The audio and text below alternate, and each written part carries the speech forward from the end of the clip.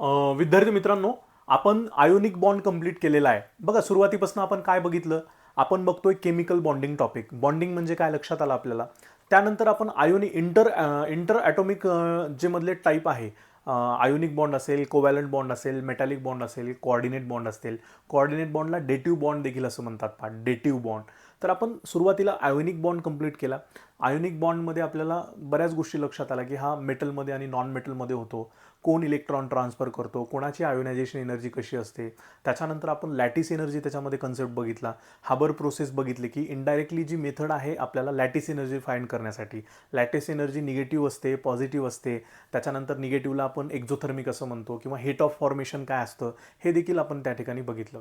विद्यार्थी मित्रांनो, आता आपण बघणार आहोत कोव्हॅलंट बॉन्ड. आयोनिक बॉन्डचे बरेच कन्सेप्ट आपण कंप्लीट केलेले आहेत.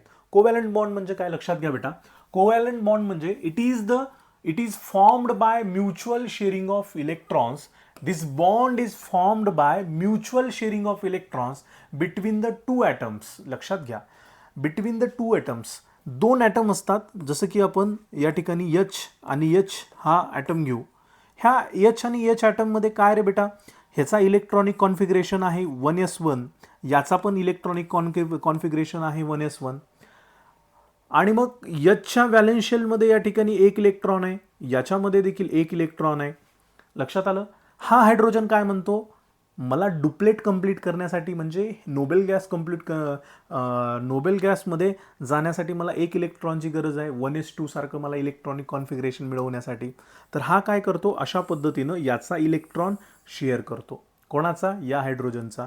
हा हायड्रोजन म्हणतो मला पण एक गरज आहे, त्याच्यामुळं हा हायड्रोजन याचा या ठिकाणी अशा पद्धतीने शेअर करतो आणि H2 मॉलिक्यूल हा अशा पद्धतीने त्या ठिकाणी तयार होतो. पहा, लक्षात घ्या विद्यार्थी मित्रांनो, या ठिकाणी काय म्हणतोय, H2 मॉलिक्यूल काय करतो, तर म्युच्युअल शेअरिंग, दोघांमध्ये आपण हे दोन्ही गोष्टी आपण शेअर करू. हा हायड्रोजन म्हणतो हे दोन्ही माझंच आहे, हा हायड्रोजन म्हणतो हे दोन्ही माझंच आहे. जो एकमेकांना यूज करून ते इलेक्ट्रॉन्स त्या ठिकाणी वापरले जातात. म्युच्युअल शेअरिंग त्या ठिकाणी होतं. यालाच आपण म्हणतो it is formed by mutual sharing of electrons between two atoms. It is generally between non metal आणि नॉन मेटल. H2 हे काय होतं जनरली, कधीही लक्षात घ्या, कोव्हॅलंट बॉन्ड जो आहे ना तो जनरली म्हणजे मोस्ट ऑफ द टाइम हा नॉन मेटलमध्येच होतो. ज्या पद्धतीनं आपण आयोनिक बॉन्ड मेटल आणि नॉन मेटल याच्यामध्ये सांगितला, तसा कोव्हॅलंट बॉन्ड हा जनरली नॉन मेटलमध्ये होतो. जसं की हायड्रोजनमधला बॉन्ड आपण या ठिकाणी H मधला बॉन्ड आपण अशा पद्धतीनं दाखवतो. पहा, O2 मधला कसा दाखवतो रे आपण, O2 मधला कसा दाखवतो, O2 मधला आपण अशा पद्धतीनं दाखवतो. पहा, O double bond O double bond O. लक्षात आलं. O2 मधला आपण O डबल बॉन्ड O. तर इथे कसं होतं रे ओला, तर ओला आपण काय करतो, त्याच्या व्हॅलेन्स शेलमध्ये 6 इलेक्ट्रॉन असतात. पहा, 6 इलेक्ट्रॉन असतात. लक्षात आलं की व्हॅलेन्स शेलमध्ये किती असतात, 6 असतात. आणि हा एक या ठिकाणी हा ऑक्सिजनच्या याच्यामध्ये 6 झाले व्हॅलेन्स शेलमध्ये. आणि मग हे काय करतात, 6 यांना त्यांचं ऑक्टेट कंप्लीट करायचं आहे. तर हा काय करतो, इलेक्ट्रॉन अशा पद्धतीने याचे 2 म्युच्युअल शेअर करतो. हा काय करतो, अशा पद्धतीने त्याचे 2 या ठिकाणी म्युच्युअल शेअर करतो. आणि मग हे O2 या ठिकाणी अशा पद्धतीने तयार होतं. कळतं सगळ्यांना, हे O2 अशा पद्धतीने तयार करतो. थोडंसं विद्यार्थी मित्रांनो, नोट्स काढत काढत तुम्ही थोडंसं बघू शकता, किंवा तुम्हाला जर माहीत असेल सिम्पल आहे तर फक्त बघून घ्या, जेणेकरून तुम्हाला लक्षात येईल की कशा पद्धतीने या ठिकाणी आपल्याला. कारण काय होतं बघा, नोट्स तुम्हाला ॲज इट इज तुम्हाला ह्याचे स्क्रीनशॉट पण मिळू शकतात तुम्ही बघत असताना, पण बघणं खूप गरजेचं आहे की हा नेमका बॉन्ड कसा तयार होतो. लक्षात आलं. N2 मध्ये पण काय होतं बेटा, N2 मध्ये पण सेम प्रोसेस आहे. N आणि हा N हा काय होतो, ट्रिपल बॉन्ड तयार करतो. सर तुम्ही इथं सिंगल बॉन्ड देऊ लावा, इथं डबल देऊ लावा, इथं 3, असं कसं, तर ह्याचे व्हॅलेन्स इलेक्ट्रॉन मी मोजतो बेटा. व्हॅलेन्स इलेक्ट्रॉन लक्षात घ्या, ह्याच्यामध्ये 5 व्हॅलेंटरी इलेक्ट्रॉन आहेत. 1 2 3 4 5. आणि मग ह्या N मध्ये पण 1 2 3 4 5. आणि मग या ठिकाणी काय होऊ लागले, या ठिकाणी हा नायट्रोजन काय म्हणतो, 5 आहेत व्हॅलेन्स इलेक्ट्रॉन. ऑक्टेट कंप्लीट करण्यासाठी मला 3 लागणार आहेत. ऑक्टेट कंप्लीट करण्यासाठी मला 3 लागणार आहेत. म्युच्युअल शेअरिंग करायची. काय करतो, याचे 3 घेतो अशा पद्धतीनं. 3 आणि 3 6, हे 7 8 संपले. हा याच्याकडे किती झाले, 3 आणि 3 6, 1 2, हे 3 2 5 7 8, 3 आणि 3 6 7 8. लक्षात आलं, अशा पद्धतीनं जातो. लक्षात आलं. आणि हे N2 अशा पद्धतीनं तयार होतं, हे O2 अशा पद्धतीनं तयार होतं, हे हायड्रोजन अशा पद्धतीनं तयार होतं.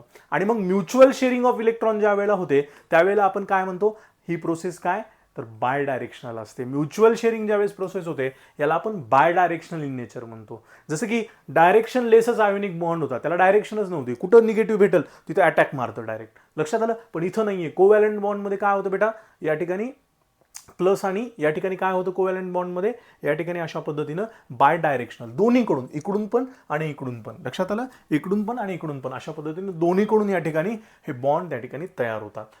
कोव्हॅलंट बॉन्ड लक्षात आला विद्यार्थी मित्रांनो.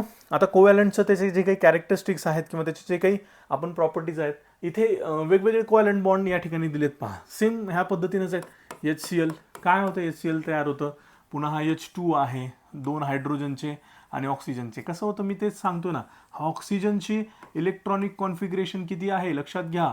इलेक्ट्रॉनिक कॉन्फिगरेशन किती आहे, 8 इलेक्ट्रॉन असतात. 1s2 2s2 2p6 आणि 1s2 2s2 2p4. त्याला शेवटच्या ह्याच्यामध्ये 6 आहेत.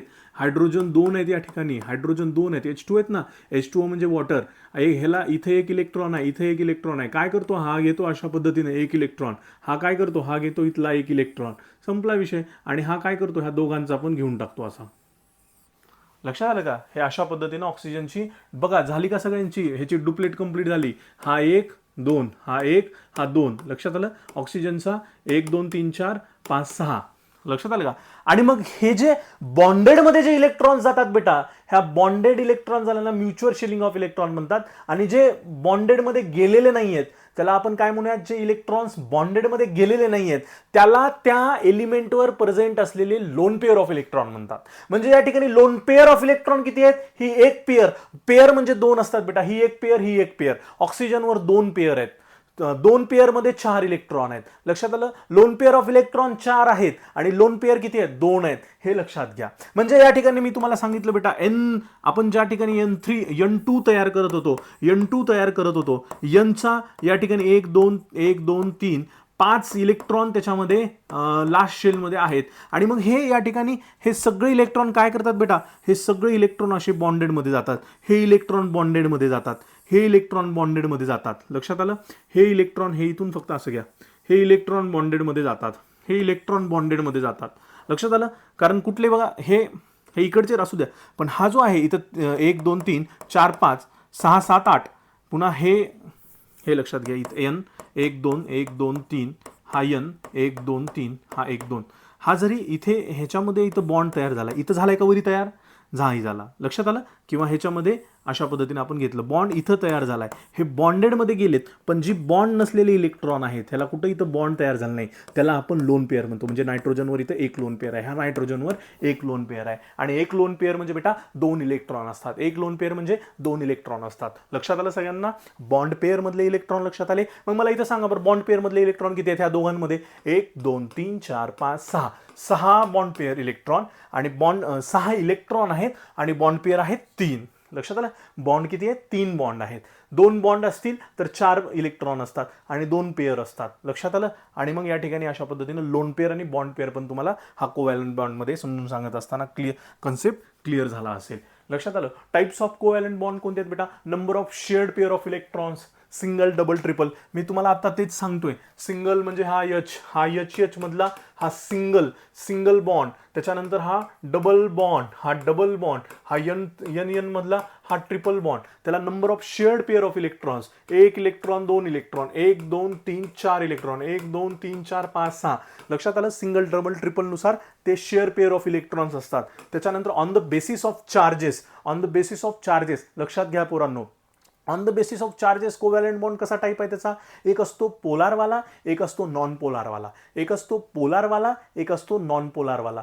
पोलार म्हणजे काय असतं बघा, पोलार म्हणजे जिथे चार्ज सेपरेशन होतं. सपोज मी H आणि Cl अशा पद्धतीनं जर घेतलं तर Cl वर जास्त इलेक्ट्रॉन्स आहेत ना बेटा, Cl वर जास्त इलेक्ट्रॉन आहेत. मोफ ह्याच्यामध्ये 100% कोव्हॅलंट बॉन्ड तयार होत असेल किंवा कोव्हॅलंटच होणार, दोन्ही नॉन मेटल आहेत. तर मग याच्याकडे काय होतं बेटा माहिती का, याच्याकडे काय होतं, अशा पद्धतीनं थोडासा चार्ज सेपरेशन तयार होतो. आणि इथं डेल्टा प्लस, इथं काय म्हणूयात आपण सिग्मा प्लस आणि सिग्मा मायनस अशा पद्धतीनं चार्ज तयार होतो. आणि हा जो चार्ज आहे त्याला पार्शियल चार्ज असं म्हणतात बेटा. जास्तीत जास्त इलेक्ट्रॉन इकडे झुकले जातात, जास्तीत जास्त इलेक्ट्रॉन इकडे झुकले जातात, त्याला पार्शियल निगेटिव्ह चार्ज. म्हणजे इलेक्ट्रॉन जास्त आहेत नाही तर त्यामुळे मी पार्शियल निगेटिव्ह चार्ज इथं दिला, इथं पार्शियल पॉझिटिव्ह चार्ज दिला. लक्षात आलं. आणि मग विद्यार्थी मित्रांनो, हा जो चार्ज सेपरेशन जो तयार होतो यालाच आपण पोलार असं म्हणतो. यालाच काय म्हणतो बेटा आपण? पोलार असं म्हणतो. आणि नॉन पोलार म्हणजे काय? जिथे चार्ज सेपरेशन होत नाही. कळलं सगळ्यांना? टाइप्स ऑफ कोव्हॅलंट बॉन्ड कळले सर्वांना? पुढचा भाग बघूयात आपण. These exist as a gaseous or liquid under the normal condition of temperature and pressure. Some covalent compound exist. म्हणजे नॉर्मल, जे नॉर्मल पद्धतीनं गॅस टेम्परेचरला, नॉर्मल रूम टेम्परेचरला हे जे एलिमेंट्स आहेत हे गॅसियस किंवा लिक्विडच्या स्टेटमध्ये असतात. लक्षात आलं. जसं तुम्ही हायड्रोजन घ्या, ऑक्सिजन घ्या, लक्षात आलं, किंवा त्या ठिकाणी तुम्ही HCl घ्या. नॉन मेटल आहेत. HCl सुद्धा नॉन मेटल आहे. Most of the time HCl लिक्विडमध्ये असतो, हायड्रोक्लोरिक ऍसिड. त्याच्यानंतर तुमचा हायड्रोजन गॅस घ्या, ऑक्सिजन गॅस घ्या, गॅसियस स्टेटमध्ये असतात रूम टेम्परेचरला. आता जे काही आपण ब्रिदिंग करणारा ऑक्सिजन आहे किंवा कार्बन डायऑक्साईड आहे, C आणि O दोन्हीही त्या ठिकाणी हेच आहेत ना, कोव्हॅलंट बॉन्डच आहे ह्याच्यामध्ये. तर हे जे most of the time room टेम्परेचरला, नॉर्मल टेम्परेचरला हे प्रेझेंट असतात. कशामध्ये? लिक्विड आणि गॅसमध्ये. पण एक्सेप्शनली काही असे एलिमेंट्स आहेत, कोव्हॅलंट बॉन्ड आहेत. कोव्हॅलंट बॉन्ड असे आहेत जे काय करतात, हे त्याला सॉफ्ट सॉलिड म्हणूयात, किंवा ते जे काही डायमंड वगैरे आहे, डायमंड असेल, सिलिका असेल. सिलिका म्हणजे तुम्हाला SiO2 माहीत असेल, वाळू. तर ही वाळू देखील एक कोव्हॅलंट बॉन्डच आहे बेटा. लक्षात आलं. किंवा काच असेल. तर हे strong network of covalent bond असतं बेटा त्याच्यामध्ये. Strong network of covalent bond. Carbon मध्ये जो बॉन्ड होता ना बेटा, ते पण कोव्हॅलंट बॉन्ड आहेत. आणि स्ट्रॉंग नेटवर्क ऑफ बॉन्ड असतं त्याच्यामध्ये. त्याच्यामुळे काय होतं बेटा, ते एक्सेप्शनली काही जे आहेत ते सॉलिड स्टेटमध्ये असतात. कळलं. नॉर्मल टेम्परेचरला तर ते गॅसियस आणि लिक्विडमध्येच असतात, पण काही एक्सेप्शनली जे आहेत ते सॉलिडमध्ये सुद्धा त्या ठिकाणी असतात. हो, hence the covalent bond having exceptionally high melting point and boiling point. लक्षात आलं. डायमंड किंवा हे जे काही सिलिका आहेत, ह्या एलिमेंट्सचे किंवा ह्या नेटवर्क ऑफ कोव्हॅलंट बॉन्डचे जे एक्सेप्शनली मेल्टिंग पॉईंट आणि बॉइलिंग पॉईंट आहे ते हे हाय आहेत. कारण त्याचं नेटवर्क ऑफ कोव्हॅलंट बॉन्ड हे खूप हाय असतं किंवा खूप स्ट्रॉंग त्या ठिकाणी असतं. लक्षात आलं विद्यार्थी मित्रांनो? पुढचा भाग आपण बघूयात. Covalent substance are bad conductor. आता तुम्ही कुठलाही घेतलात, सपोज ऑक्सिजन घेतलात, ऑक्सिजन जिथं आहे तिथं काय तुम्हाला हे जाणार आहे का बेटा, तिथून इलेक्ट्रिसिटी पास होणार आहे का? Bad conductor of usually. पण electricity, but polar compounds like HCl, ज्या वेळेला तुम्ही HCl वर एखादा एक्सपेरिमेंट करता आणि तिथे इलेक्ट्रोड लावून जर तुम्हाला हे केलं, चार्ज सेपरेशन केलं, तर डेफिनेटली तिथे काय होते? इलेक्ट्रिसिटी कंडक्ट होते. दिस कंपाऊंड्स आर जनरली इनसॉल्युएबल. हे काय असतात? कंपाऊंड्स इनसॉल्युएबल आहेत. कोणते? Covalent compounds. लक्षात आलं. कुठले? हे कंपाऊंड्स, पोलार कंपाऊंड्स आपण म्हणूयात. पोलार कंपाऊंड्स हे इनसॉल्युएबल असतात. Okay. In polar solvents like water, but soluble in non polar solvents like benzene. Covalent bond is rigid and directional. Covalent bond जसं आपण आयोनिक बॉन्ड नॉन डायरेक्शनल म्हणत होतो, covalent bond तसं नाही. Mutual sharing आहे. मला ज्यावेळेस H2 तयार करायचा आहे त्यावेळेस ही दोघं एकत्र येणार. हा म्हणणार मी तुझा एक वापरतो, हा म्हणणार मी एक तुझा वापरतो. डायरेक्शनल आहे, फिक्स आहे. Na+ तसं नाही. जिथं मायनस दिसल तिथं अटॅक मारू शकतो. लक्षात आलं. तर आयोनिक बॉन्ड हा नॉन डायरेक्शनल असतो, याला डायरेक्शन त्या ठिकाणी असते कोव्हॅलंट बॉन्डला. आणि रिजिड असतात हा बॉन्ड, नेटवर्क असतो त्याच्यामध्ये. ठीक आहे. कोव्हॅलंट बॉन्ड लक्षात आला विद्यार्थी मित्रांनो. कशा पद्धतीनं आपण बॉन्ड पेअर बघितले, लोन पेअर बघितले, आणि मग त्याच्यानंतर आता आपण कोऑर्डिनेट, और ज्याला आपण डेटिव्ह बॉन्ड असं म्हणतो, तर कोऑर्डिनेट बॉन्ड आपण या ठिकाणी बघूयात. कोऑर्डिनेट बॉन्ड म्हणजे काय असते बघा? Unidirectional sharing of electron. Unidirectional sharing of electron लक्षात घ्या. कोऑर्डिनेट बॉन्डमध्ये ना युनिडायरेक्शनल शेअरिंग म्हणजे काय होते? तर एक एलिमेंट काय करतो, एका दुसऱ्या एलिमेंटला त्या ठिकाणी इलेक्ट्रॉन त्या ठिकाणी प्रोव्हाइड करतो. पहा, एक एलिमेंट काय करतो, दुसऱ्या एलिमेंटला इलेक्ट्रॉन प्रोव्हाइड करतो. म्हणजे कसं? हा A एलिमेंट आहे आणि हा B एलिमेंट आहे. हा A एलिमेंटची काय म्हणूयात आपण, डुप्लेट कंप्लीट आहे. पण याच्यामध्ये आउटर मोस्टला 7 इलेक्ट्रॉन आहेत. याच्यामध्ये काय आहेत बेटा? 7 इलेक्ट्रॉन किंवा 6 इलेक्ट्रॉन आहेत. असं जरा ह्याच्यामध्ये 6 इलेक्ट्रॉन आहेत. तर याचं तर डुप्लेट कंप्लीट आहे, याला 6 आहे.